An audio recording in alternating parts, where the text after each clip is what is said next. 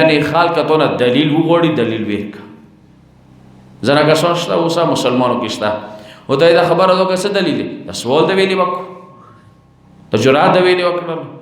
پیغمبر یې چې ما کومه خبره کومه دلیل غوړي ای توحید دلیل زه درکوم ای قیامت دلیل درکوم ای شریعت دلیل درکوم چې کوم یو شی مو ویل دی سي دلیل درکوم دلیل نه بغیر خبره زه نکو سوره پیغمبر مناظری دی بحث ټول دلیل بنیاد باندې دی لذا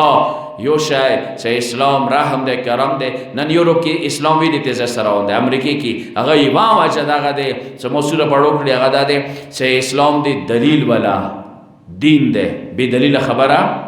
نه کوي چې کوم یو شی دغه کې یو ریزن نشته دلیل شته دی دا عظیم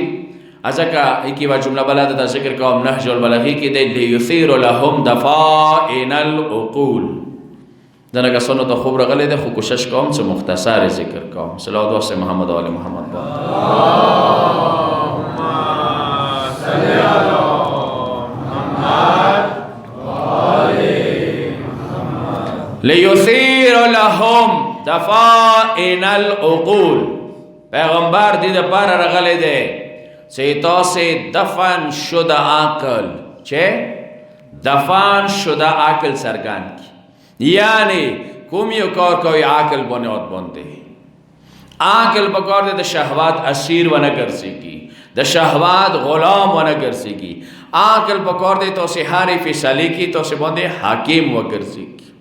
ده ده نبوات فلسفات ہے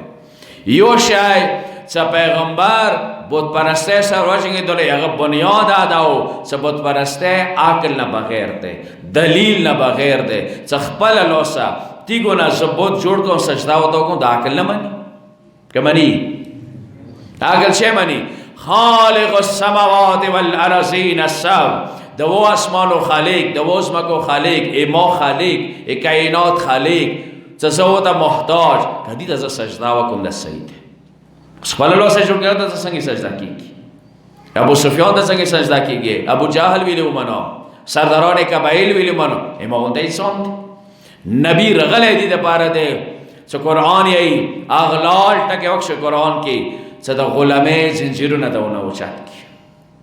ډیره مهمه جمله ده پیغمبر شي پر رغله ده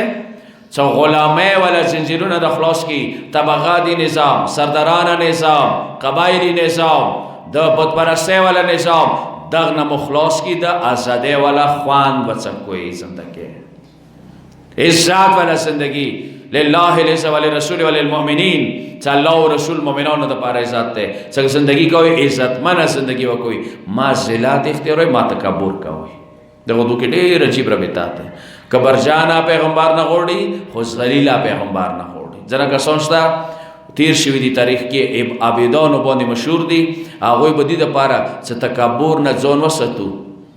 نو ویل سمنګي والا زندگی کوي خیر کا چوخ پاده نه کې د اسلام یې چې ځان ما هم بس جوړه ما منګای جوړه لا یسلمون ولا یسلمون ما ځان ظالم جوړه مخبل سره شت الله سر ټټه جن واخی کربلا د نگاه سره بوکو سو خانه دي څو پورې چې مولا حسین زنده و شو خیموت نه دي